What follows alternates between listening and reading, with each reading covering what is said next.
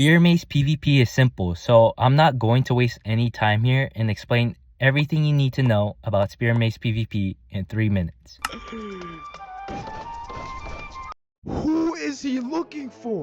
For Spear-Mace PvP, you need a spear that has lunge 3, which lets you dash forward whenever you left click and lets you charge an attack based on how fast you're moving when you press right click.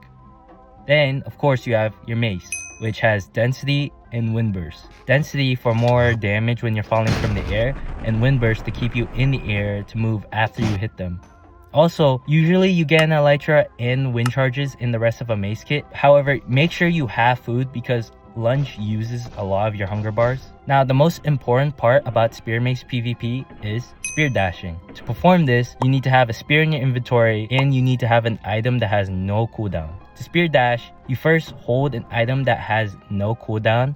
Then you need to left click and switch to your spear at the same time. Then you have to switch back to that item immediately after pressing left click, so you have no cooldown. Now, to use the mace with your spears, I would use F3B for hitboxes for better aim. Then with your wind charges, wind charge up and spear dash in the air to hit your opponents because they're always moving with your mace. Some other ways to use the spear is when someone is above you with the mace, you can hold out a spear so you can damage them first before falling because spears have more attack range. And if you and your opponent are both mid-air, you can hold right click at them, and depending on who's going faster, you can also do damage to them mid-air. You should also put your mace keybinds to something you could press with your thumbs so you're constantly able to press like your movement binds. Now, if you want to practice using the spear and the mace, you can use servers like MC PvP Club or like PvP Legacy if people still use that.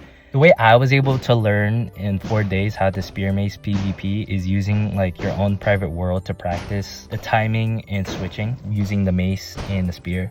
Now, if you do want to get better with the mace, then watch this video because I actually go more in depth about it.